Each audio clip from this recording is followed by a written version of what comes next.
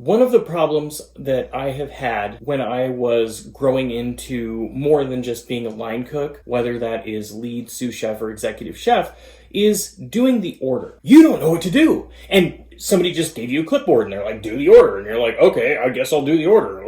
I'm going to do what I can to kind of demystify ordering a little bit. And we will see if we can't get you guys up and going and able to kind of handle this new situation that you might find yourself in. Understanding how to do an order and doing inventory and knowing that whole process, this will put you ahead of everybody else when it comes time for promotions. If you already know how to do the order, you're already paying attention to stuff, and you're coming to the sous chef or the executive chef with solutions rather than problems. If you notice something wrong with the order, or you notice that we're running out of this or that, coming to them saying, hey, this is what I noticed. If we order an extra case of this or that, one of the things I noticed is that there's a regular that comes in and every now and then he asks if we have XYZ and we don't have it. So if we could get a jar of this thing, then we can, maybe put that on the menu or give this to this person, run it as a special or something like that. And it gives you more flexibility and a greater understanding of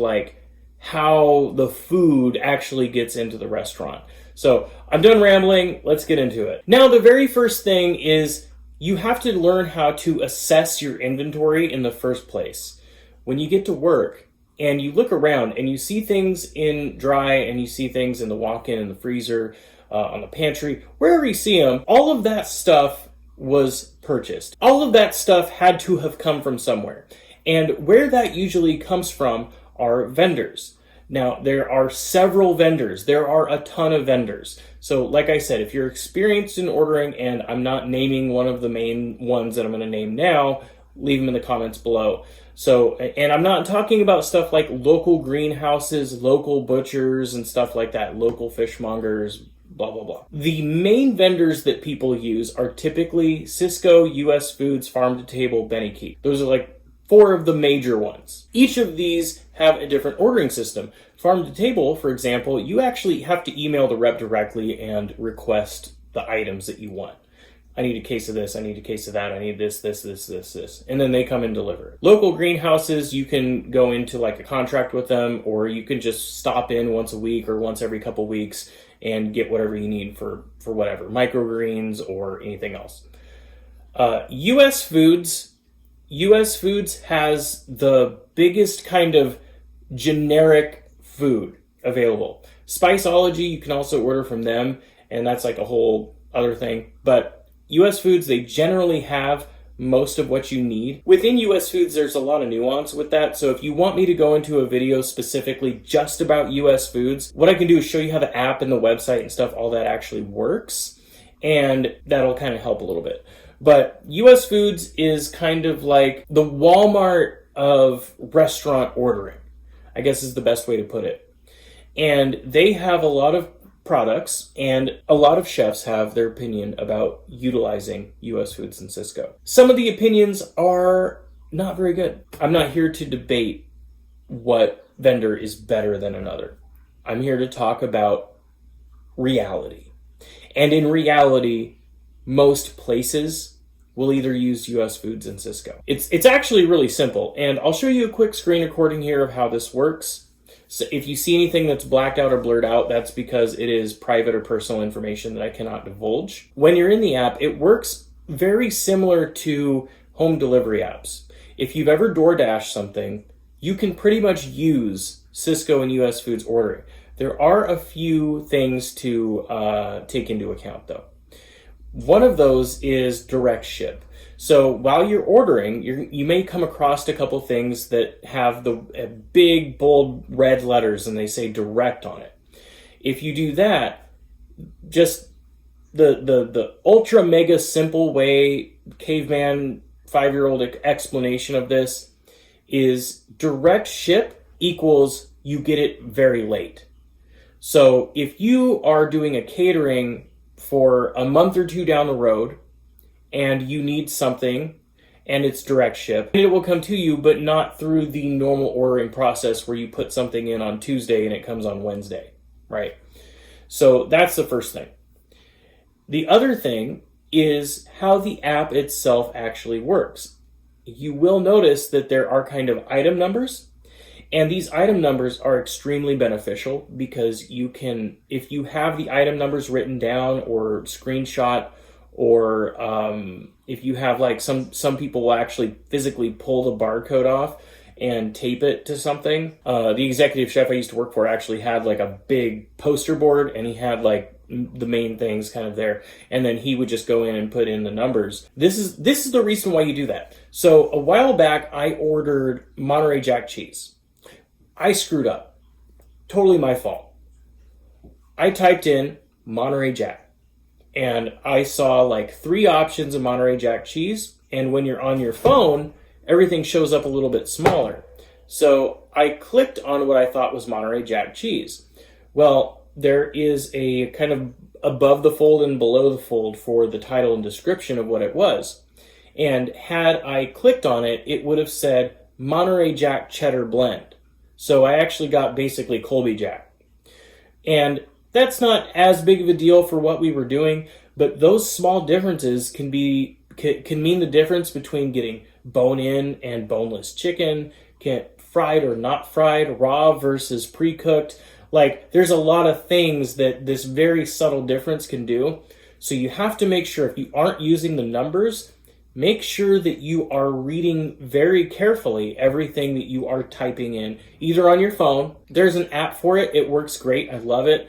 But you can also get on the website. I will talk about one other thing that I've noticed about the US Foods app, and that is when you are in a very specific part of the order, and I'm going to throw it up on screen so you can see. You have the option of submitting the order, and what's common is the other option is go back. But in this case, that go back option is actually a cancel button. What happens if you hit that little button? It will cancel your whole order. If you have an $1,800 order or $2,800 order and you hit that button, it's going to cancel everything and you're going to have to start all over. One other thing about the US Foods app is you can actually create lists. Again, just like in delivery apps, like if anybody has an H-E-B near them, for example, I don't know if Hy-Vee does this, but you can actually make a shopping list. And you can just go into that list after you buy something or after you've looked at something or whatever, add it to that list. Then when it comes time to do the order, you can just go bam, bam, bam, bam, bam, bam, bam. I need this, I don't need this. I need this, I don't need this, blah, blah, blah, into infinity. I actually will even use, I'll show you guys real quick. Okay, so I actually use my Notes app, and I have a checklist on there. Something that if you're new to taking orders, you might miss would be somebody took pickles and they left 5 pickles in the pickle bucket and they left it in the walk-in. And you looked and saw the pickle bucket and you went over and grabbed it and kind of lifted it up a little bit and was like, oh, well, this is still really heavy. There's pickles in there. So you don't order pickles. Then you found out that some jackwagon prepped the pickles, left 5 pickles in the pickle bucket because he didn't want to take it over to the sink and dump it out. This kind of stuff really does happen. Another example might be you see a box of something and you look and you see the box, so you say, okay, I have a case of this, and then you ignore it. However, somebody took everything out of it and there's only like 1 or 2 items in it, or it's empty, which happens all the time, and it sucks. Most places that you go into will already have a set menu, but there will be some places where they are hiring you and you are starting from scratch. Scratch menus are much harder to do. And the reason why is because you need standardized recipes, you need a full menu, you develop the menu, you do tastings, you adjust things, and then each item you then cost out and you find the items you need, you figure out where you can get them, you talk to vendors, and there's a whole process for that. Compiling your needs, creating lists, using Excel, using anything you can in order to get this done will be extremely important. Now within this, you also have to balance quality with your budget. There are places that will hire people. There are restaurants out there that they give 0 craps about the budget. You know, typically these are fine dining restaurants. They want the biggest, best, amazing scallops. They want perfect asparagus. They want salmon flown in and it's got to be a certain quality. They want perfect tuna. They want a certain type of tuna, and they will not compromise on any of this stuff. So there are places like that, but in most places you'll have to balance. For example, there are some restaurants where you may need to decide whether you want an assortment of wild mushrooms or pre-sliced button mushrooms. The assorted mushrooms are definitely going to give you a boost in quality, and they're going to offer a variety of textures and a bunch of things like that. Whereas the button mushrooms are going to kind of look a little blah, but they get the job done. So what are you doing? Are you just making a mushroom gravy? Maybe you don't need the assorted wild mushrooms and the oyster mushrooms and stuff like that to make a mushroom gravy. Do you need to present the chicken breast? If you do, and you also utilize other parts of the chicken, it might be wiser to order whole chickens. Then you fabricate them, break them down, and you can make them and do different things with them however you want to do. Maybe you're doing something like chicken quesadillas, in which case you wouldn't need whole chickens to do chicken quesadillas, and you're going to have a carcass for each one of these chickens. You buy a case of chicken, there's a percentage of that chicken that you're throwing away. There's a percentage of that case that you're throwing away. So there's basically like a usable portion for everything that you buy.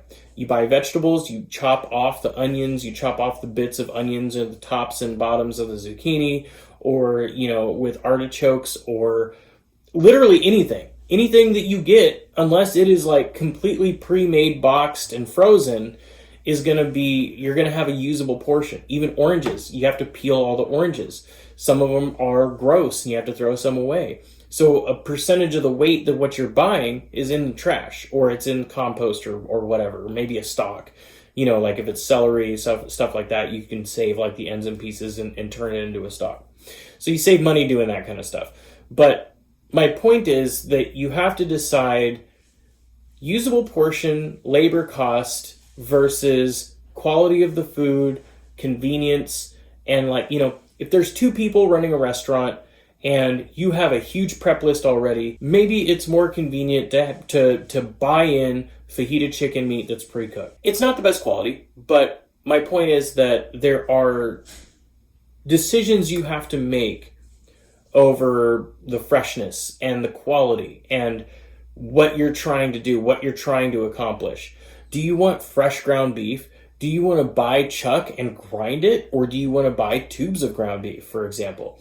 There's a million of these decisions. Do you want to buy strip loin and break the strip loin down? Or do you want to buy prepackaged frozen New York strip? In a perfect world, as a chef, as a cook, I want the best quality of everything.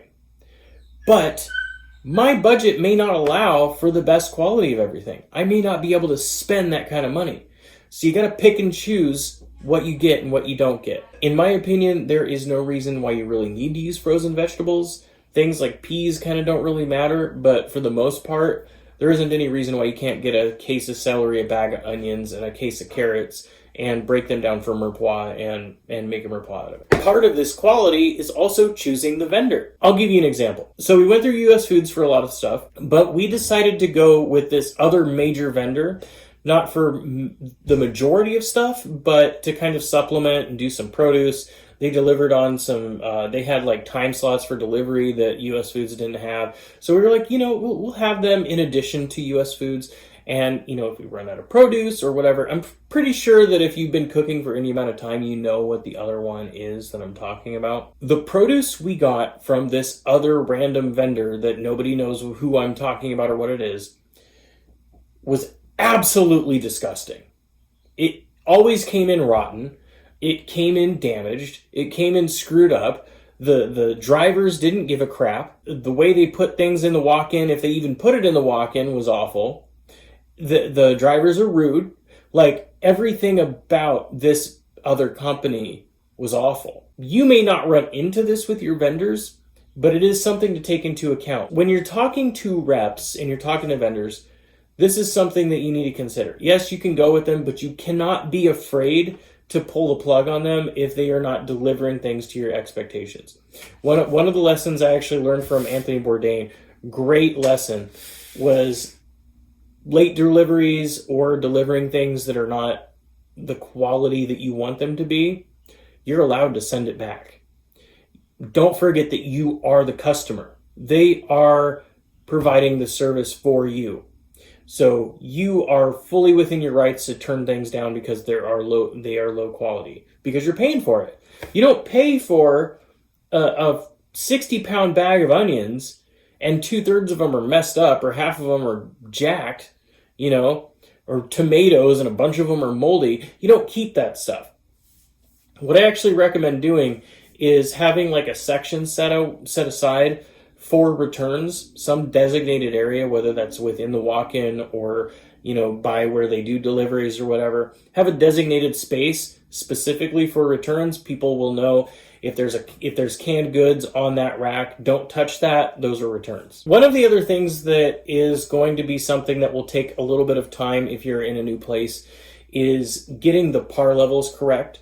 If you are coming into a place that's well organized, they should have previous par sheets. They should have forecasting software, for example. But if they don't have any of that and you're starting from scratch, one of the things that you're going to have to do is figure out what the par levels are. And to do that, you can start with sales. Start with sales, look at the menu, look at how it's organized. Steaks. We'll just use steaks as an example. On an average night, we'll say Monday through Thursday, that we sell this many steaks. Say, just for the sake of this video, you sell 50 steaks between Monday and Thursday.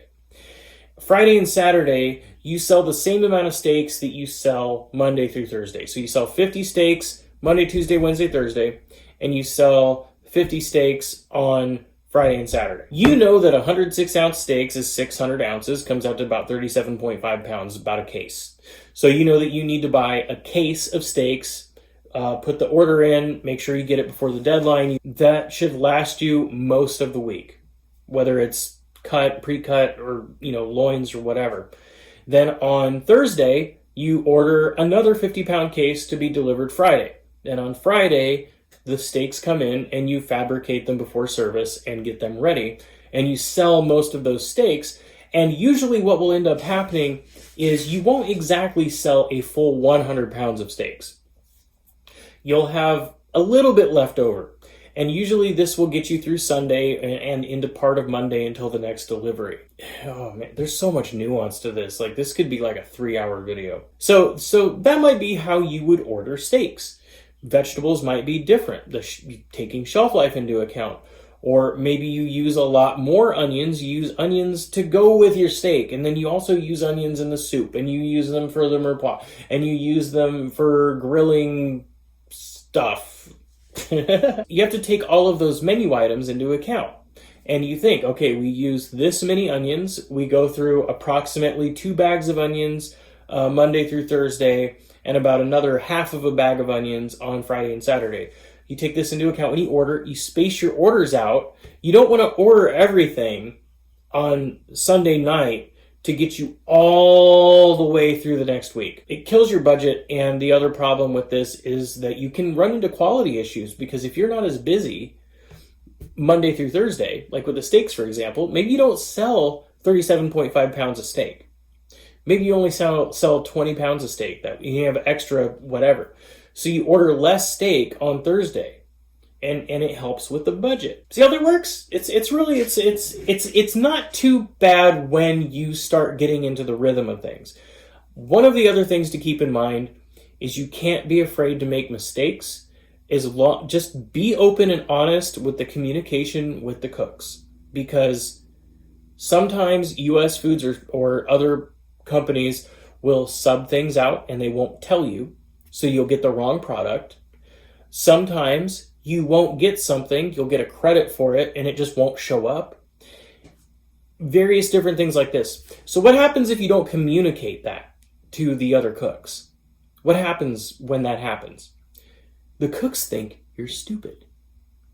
They think that you don't know how to do the order because, oh my God, the old chef, he was so good, he ordered this and that, and this other person, they ordered this and it didn't even come in, and there was this other problem or whatever.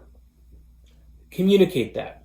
As soon as the order comes in, have a group chat with the other cooks, or use 7 shifts or whatever employment thing that you have.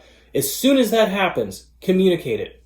Hey, we're down a case of steaks. I'm going to go to Sam's. I'm going to get what I can. It's probably not going to be the same product, but I'm going to do what we can so we can get through the night. Then I'll work on it, whatever. And then you can yell at the vendor or whatever you want to do after that. I would love it if you shared your own experiences with doing the order, any mistakes that you made, things that maybe you ran into that didn't seem quite as obvious at first. Like I said, this isn't an exhaustive video. There is so much to ordering. I could do a whole video just on vendors or just on the app. There's a ton of information that I cannot cover in a time that I have to make this video. But this is kind of like an overview of kind of the overall encompassing parts of doing the order, understanding like par sheets and stuff like that. Generally speaking, this should give you a pretty solid foundation to build off of and grow the skill set that you need in order to do the order correctly. Come in, look at your product, scrutinize your product. Touch the boxes, lift them up, look inside of the boxes, open the jars, open the jugs, open the whatever. Look on most places will have some kind of BS shelf, and it's got like the open ranch and that bag of whatever that you didn't use that you used for one special like 2 days ago, and it's all sitting on there because there's not really a place for it. Look at that stuff. Go in, scrutinize the freezer, keep things organized. If you end up in a situation where you have produce on one shelf, proteins on the other, and the new guy stored the cabbage way over there, well, that's your responsibility to know that cabbage is there and put it in the right spot. Say you ordered cans of diced tomato for something, and 3 of the cans are dented and messed up, just don't use them. It's better to take the L and substitute something else and have it be equal or better quality than to use bad product, because ultimately, if those dented cans have something wrong with them, or if you get something that ends up with botulism in it because of improperly canned things, the people that order the food aren't going to give a crap. If you're not going to be able to go out to the table and be like my wife just got food poisoning from something. We don't know, we think we know where it happened. I don't care that the vendor delivered something that was a bad quality and they didn't know about it, and there was a recall notice on something and they didn't catch it and blah, blah, blah. I don't care about that. You should have known, right? You should have known.